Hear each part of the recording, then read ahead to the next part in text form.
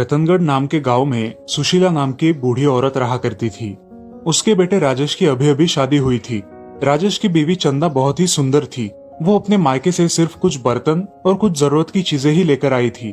चंदा जैसे दिखने में सुंदर थी, वैसे ही अकल में भी तेज थी। घर का सारा काम करके चंदा दोपहर खाना लेकर खेतों में जाया करती थी और अपने पति के साथ कुछ काम में हाथ भी बटा दिया करती थी। अच्छा, मैं क्या कहती हूँ, इस कपास की खेती से अच्छा तो हम इस खेत में गन्ने की खेती करें। गन्ने की खेती करने के लिए ये जमीन बहुत उपजाऊ है। मेरे विचार से आपको गन्ने की खेती ही करनी चाहिए। अरे चंदा, तुम्हें तो खेती के बारे में बहुत कुछ पता है। अगले महीने ये खेती में कपास का उत्पन्न आ जाएगा, फिर देखते हैं क्या करना है। वैसे तो माँ से भी पूछना होगा। चलो अब घर चलते हैं, बहुत देर हो गई है। दोनों घर चले जाते हैं। चंदा की सास उसे बोलती है, चंदा, ये क्या तुम्हारा मायका है कि तुम्हारे वन से कभी भी आओ कभी भी जाओ? नहीं माँ जी, मैं क्या बोल रही थी सुनिए तो। तुम तो चुप ही रहो बहू। अरे माँ, मेरी वजह से ही आज खेत में से आने में देरी हो गई। माँ, मैं क्या सोच रहा था, अपने खेतों में अगली बार गन्ने की खेती करते हैं। अरे राजेश, अचानक तेरे दिमाग में ये गन्ने की खेती का विचार कहाँ से आया? अब तक तो नहीं आया। अरे माँ, ये विचार चंदा का है। अरे उस चंदा की बातों में कहाँ आता है? खुद तो कुछ भी दहेज नहीं लाई और दूसरों को सलाह देते फिर रही है। अरे जाने दो ना माँ। राजेश, तू कहता है इसीलिए जाने देती हूँ। बहू, यह खाना तुम्हारी माँ नहीं बनाएगी। चलो जाओ रसोई में, जल्दी से खाना बनाओ, बहुत जोरों की भूख लगी है। चंदा, आज जल्दी जल्दी खाना बनाओ, माँ को किसी भी बात की कमी नहीं होनी चाहिए। जी। ऐसा कह के चंदा खाना बनाने के लिए रसोई घर में चली जाती है। तभी राजेश की माँ राजेश से कहती है, अरे बेटा राजेश, तुम इस चंदा का कुछ भी क्यों सुनते हो? तुम बहुत ही सीधे हो बेटा। ये तो खुद कुछ लेकर नहीं आई और बेवजह मुफ्त के मशवरे देती फिरती है। सारे खाना खा के सो जाते हैं। अब अगले दिन सास सोचती है, अरे राजेश, मैं क्या सोच रही हूँ कि मैं तुम्हारी दूसरी शादी कर दूं। जो दूसरी वाली लड़की है वो बहुत दहेज देने को भी तैयार है। क्या विचार है तुम्हारा इस विषय में? माँ, तुम्हें पता है ना कि एक शादी होने के बाद दूसरी शादी करना कानूनी गुनाह है। ये फालतू की झंझट में क्यों पड़ रही हो? चंदा समझदार है और सुशील भी है। और क्या चाहिए तुम्हें? अरे मैं जो भी कर रही हूँ तुम्हारी भलाई के लिए कर रही हूँ ना। तुम चुप बैठो, मुझे सब समझ आता है। चंदा नाश्ता लेकर आती है। वो ये बात सुन लेती है और रसोई घर में जाकर रोने लगती है। तभी उसकी सास वहाँ पर आती है। अरे ओ चंदा रानी, ऐसे खाना बनाते समय आंसू क्यों बहा रही हो? क्या सांप ने काट लिया है क्या तुम्हें आज? कुछ नहीं माँ जी, बस ऐसे ही। अरे तू ऐसे ही रोना धोना करेगी तो मैं जल्द ही दूसरी बहुत दहेज देने वाली बहू लेकर आऊंगी। मगर माँ जी, मेरे पिताजी ने तो आपको दहेज में बहुत कुछ दिया है, फिर भी आप उसमें संतुष्ट नहीं है। और ऐसा कह के चंदा फिर से रोने लगती है। अब चंदा राजेश के लिए दोपहर का खाना लेकर जाती है। उसका मायूस चेहरा देखकर राजेश कहता है, अरे ओ चंदा, आज क्यों चेहरा लटका हुआ है? माँ जी आपकी दूसरी शादी करने की बात कर रही है। आपको भी दूसरी शादी करनी है क्या? अरे चंदा, वो माँ मेरे पीछे पड़ी है इसलिए मैं उसे कुछ नहीं बोलता, मगर मैं दूसरी शादी नहीं करूंगा। मैं आपको छोड़कर कहीं नहीं जाऊंगी, बता देती हूँ। चंदा और राजेश जल्द ही घर आ जाते हैं। घर आने के बाद चंदा अपना घर का काम करती है और राजेश माँ से बोलता है, माँ, चंदा बहुत होशियार और संस्कारी है। आप बिना देखे चंदा जैसी बहू को ठुकरा रही हो। अरे बेटा, मैं क्या बोल रही हूँ वो सुन तो ले। सारे खाना खा के सो जाते हैं। अब अगले दिन सास सोचती है, मेरा बेटा बहुत चंदा चंदा कर रहा है। इस चंदा को तो मैं सबक सिखा के ही रहूंगी। अरे ओ चंदा, जरा एक बात तो सुनती जाना। मैं क्या सोच रही हूँ, अगर इस घर में दूसरी बहू ना आए ऐसा तुम चाहती हो तो तुम्हें मुझे 6 महीने में 2 लाख रुपए कमा कर देने होंगे। हाँ माँ जी, मैं दे सकती हूँ, मगर मैं जो भी काम करूँगी आप उसके बीच में बोलोगी नहीं, ठीक है? ठीक है, और अगर नहीं दे पाई तो मैं मेरे बेटे को दूसरी बहू लेकर आऊंगी, समझी? अब चंदा सोच में पड़ जाती है। मैंने माँ जी से वादा कर तो दिया, मगर मैं वादा पूरा न कर सकी तो? नहीं नहीं, ऐसा कुछ नहीं होगा। मैं ऐसा कुछ होने नहीं दूंगी।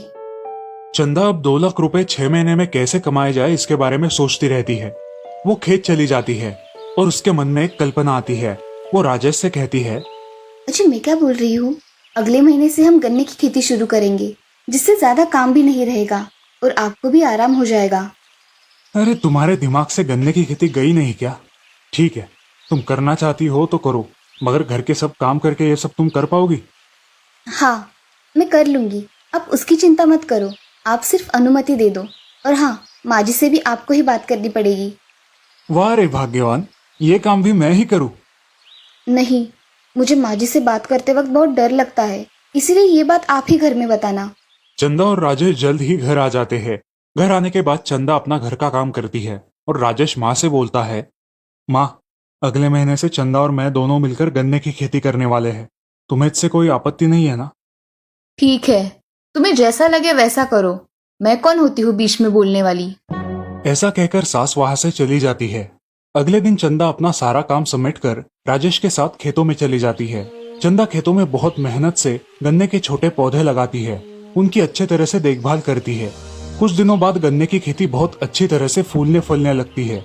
लहलहाने वाले गन्ने देख राजेश भी चंदा पर खुश हो जाता है। अब दोनों घर पर आते हैं। अरे माँ, खेत तो जैसे फूल गए हैं। चंदा ने बहुत अच्छी तरीके से खेती की है, वो बहुत बुद्धिमान है माँ। अच्छा, मगर 2 लाख कैसे लाएगी उतने से गन्ने की खेती में? राजेश चुपचाप खड़ा देखता है। अब राजेश को भी उसकी पत्नी चंदा की बहुत चिंता होने लगती है। अगले दिन रोज की तरह चंदा खेत में काम करने लगती है और काम करते समय सोचती है, माँ जी को मैं 2 लाख रुपए कैसे दूं? कुछ अलग ही करना पड़ेगा। और तभी उसके दिमाग में एक अच्छी कल्पना आती है। वो अपने पति से कहती है, अजी, मैं क्या कह रही थी, अगर हम इस गन्ने को बेचेंगे भी तो भी हमें इतने पैसे नहीं मिलेंगे, और मुझे माँ जी को 2 महीने में 2 लाख रुपए देने हैं। इस गन्ने को बेच के ज्यादा से ज्यादा हमें 1 लाख रुपए ही मिलेंगे। तो मैं सोच रही थी कि अगर मैं इस गन्ने का रस निकाल कर गुड़ बनाऊं और उसे बेचूं तो इससे हमें ज्यादा दाम मिलेंगे। बहुत काम करना पड़ेगा और इस काम में मैं तुम्हारी कोई मदद नहीं कर सकता, क्योंकि मुझे बाकी सारे भी काम है। आप मेरा सिर्फ एक ही काम कर दीजिएगा, मुझे कुछ दिनों के लिए रस निकालने की मशीन किराए पर ला दीजिएगा, बाकी का सारा काम मैं कर लूंगी। अरे चंदा, जिद ना करो, तुमसे नहीं हो पाएगा। अजी, आपके साथ रहना है तो मुझे ये करना ही पड़ेगा, और ये मैं अपने आप को साबित करने के लिए कर रही हूँ। ठीक है, तुम्हें जो करना है वो करो, मैं तुम्हें मशीन ला के दूंगा। अब अगले दिन राजेश चंदा को गन्ने का रस निकालने की मशीन ला देता है और चंदा रस निकालने के लिए लगने वाला जरूरी सामान घर से लेकर जाने लगती है। अरे ओ बहू, कुछ ला तो नहीं सकती? अब क्या ये बर्तन भी लेकर जा रही हो?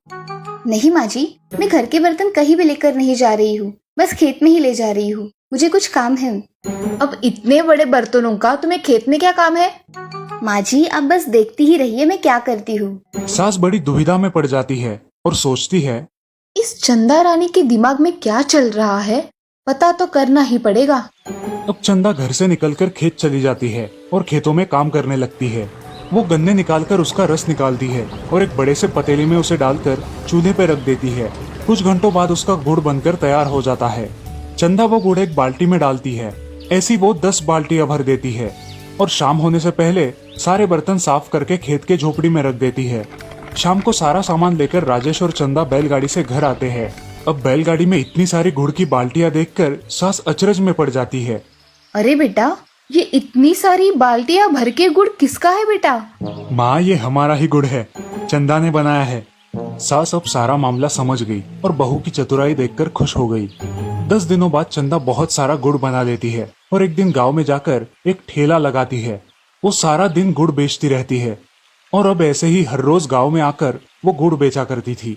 एक दिन सास कहती है, अरे ओ चंदा रानी, हमारी क्या नाक कटवाना चाहती हो जो ऐसे गांव में जाकर गुड़ बेच रही हो? हमारी इज्जत का तो कुछ लिहाज करो। माँ जी, आपके और मेरे बीच में तय हुआ था कि आप मेरे किसी भी काम के बीच में नहीं आएंगी, और काम करने में कैसी शर्म। आप चिंता ना करें, घर की इज्जत घर में ही रहेगी और मैं हमेशा इस घर का मान बढ़ाना ही चाहती हूँ। ऐसा कह के चंदा गुड़ बेचने फिर से गांव में चली जाती है और थोड़ा थोड़ा करके सारा गुड़ बेच डालती है। अब चंदा के पास बहुत सारे पैसे जमा होते हैं। अगले दिन चंदा वो पैसे गिनती है और उसमें से 2 लाख सास को और गन्ने का रस निकालने की मशीन का खर्चा दे देती है और बाकी के पैसे बैंक में जमा कर देती है। ये लीजिए माँ जी, आपके मांगे हुए 2 लाख रुपए। अब आप दूसरी बहू लाने का ख्याल भी अपने मन से निकाल देना। अरे सच में तू तो बहुत ही होनहार और होशियार निकली। अब तो मुझे तू ही बहू चाहिए। अजी, सुनते हो कि बाकी के पैसे मैं बैंक में जमा कराती हूँ। ठीक है, जैसा तुम चाहो। सास उसकी बहू चंदा को देखती ही रहती है और उसे उसके बहू पर फक्र महसूस होता है। अरे चंदा, सुनती हो? मुझे एक बात बतानी है। हाँ माँ जी, बोलिए। मुझे माफ कर दे बेटी, मैं पैसों की लालच में बहुत अंधी हो गई थी, मुझे माफ कर दे। नहीं माँ जी, माफी मत मांगिए, मैंने आपकी बात का कभी बुरा नहीं माना। और एक बात चंदा, ये सारे पैसे तुम्हारे हैं, इसे भी बैंक में जमा कराओ और तुम जो चाहो वो इसके साथ कर सकती हो। सच में माँ जी, आप अब दूसरी बहू का विचार मन में भी नहीं लाएंगी? हाँ बहू, सच में आज से मेरी एक ही बहू है, वो भी चंदा रानी। ठीक है? अब सास और चंदा गले मिल जाती है और उनका एक दूसरे के प्रति मन साफ हो जाता है। अब वो तीनों खुशी खुशी रहने लगते हैं। इस कहानी से हमें ये सीख मिलती है कि जीवन में लालच नहीं करना चाहिए। लालच बुरी बला है